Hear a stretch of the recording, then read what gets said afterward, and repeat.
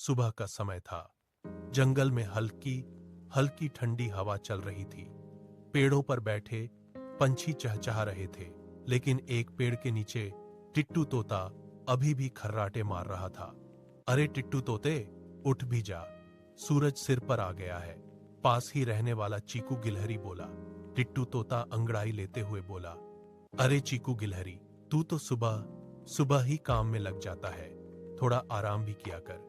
चीकू गिलहरी हंसते हुए बोला, आराम बाद में, पहले काम जरूरी है। सर्दी आने वाली है, मुझे अपने लिए खाने का इंतजाम करना है।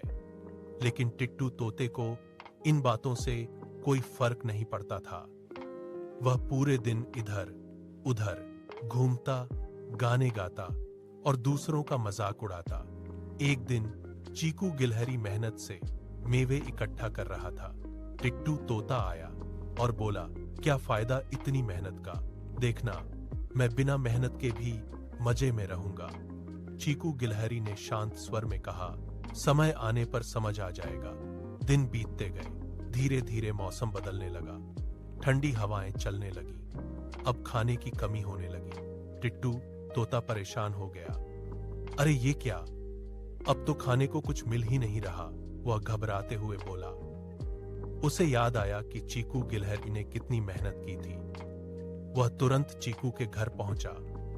चीकू गिलहरी भाई, कुछ खाने को दे दो, मैं बहुत भूखा हूं, टिट्टू तोते ने विनती की। चीकू गिलहरी ने उसे अंदर बुलाया और खाना दिया। टिट्टू तोते ने पेट भरकर खाया, लेकिन अगले दिन फिर वही हुआ।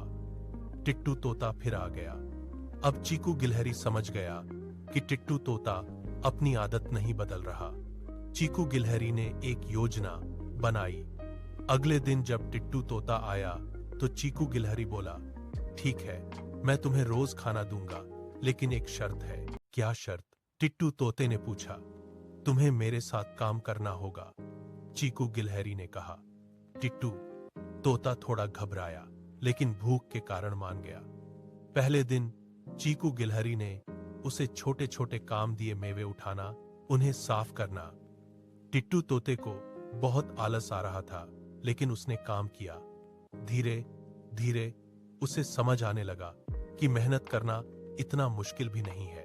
कुछ ही दिनों में टिट्टू तोते की आदत बदलने लगी। अब वह खुद सुबह जल्दी उठता और चीकू गिलहरी के साथ काम करने लगता। एक दिन टिट्टू तोते ने खुशी से कहा, चीकू गिलहरी, अब मुझे समझ आ गया है कि मेहनत क्यों जरूरी है। चीकू गिलहरी मुस्कुराया, अच्छा है, अब तुम खुद अपना ख्याल रख सकते हो।